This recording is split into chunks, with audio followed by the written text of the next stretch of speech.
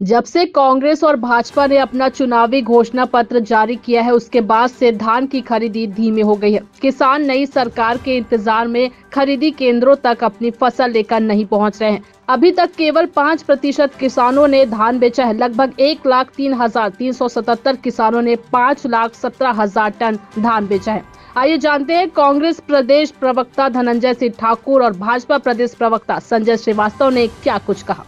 देखिए, मुझे ऐसा लगता है, हो सकता है कि 2018 में कांग्रेस के बढ़े हुए दामों पर किसानों ने विश्वास व्यक्त किया था, लेकिन इस बार का 2023 का जो घोषणा पत्र है, उस घोषणा पत्र में जो किसानों के लिए जो लाभदायक जो चीजें प्राप्त हुई हैं, उसका इंतजार इस बार किसान बीजेपी के घोषणा पत्र के आधार पर कर रहा है।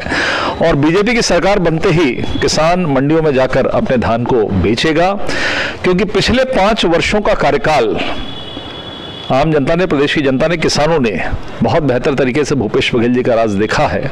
केवल धान की ही बात नहीं है, जिस धान की पूर्ति हम करने जा रहे हैं, इस प्रदेश के अंदर में महिलाओं से लेकर बेटियों की इज्जत जिस तरीके से तार तार करने का जो काम किया है भूपेश बघेल की सरकार ने, जिस तरीके से शराब के नाम पर महिलाओं के साथ में विश्वासघात किया, जिस प्रकार से बेरोजगारी भत्ते के नाम पर युवाओं के साथ में धोखा दिया, स्व सहायता समूह की बहनों को ठगा गया ऋण माफ करने के नाम पर, आम जनता को बिजली बिल हाफ से लेकर संपत्ति कर हाफ लेकर जिस तरीके से ठगा गया है, मुझे लगता है ये अपने आप में इस बात की चिंता कांग्रेस को करना चाहिए।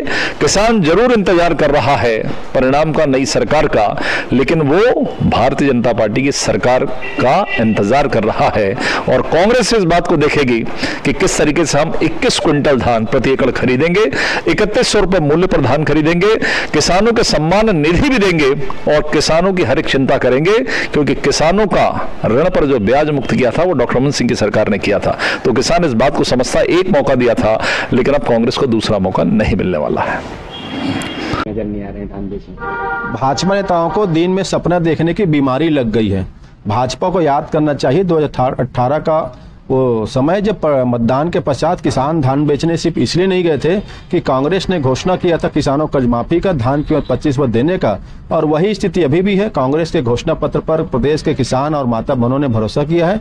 किसान इसलिए धान बेचने जा रहे हैं कि कांग्रेस सरकार बनेगी, किसानों को कर्ज माफी होगा, धान के 3200 रुपये मिलेगा, 200 यूनिट तक बिजली निःशुल्क मिलेगी और बहुत सारी योजनाएं इस प्रदेश के लिए है। इसलिए किसान धान बेचने जा रहे हैं। भारतीय जनता पार्टी पर ना तो किसान भरोसा किया, ना माता बहनें भरोसा किए, ना युवा भरोसा किए, और भाजपा कार्यकर्ता और नेता भी भाजपा घोषणा पत्र पर भरोसा नहीं किए हैं, वो भी कांग्रेस घोषणा पत्र पर भरोसा किए हैं।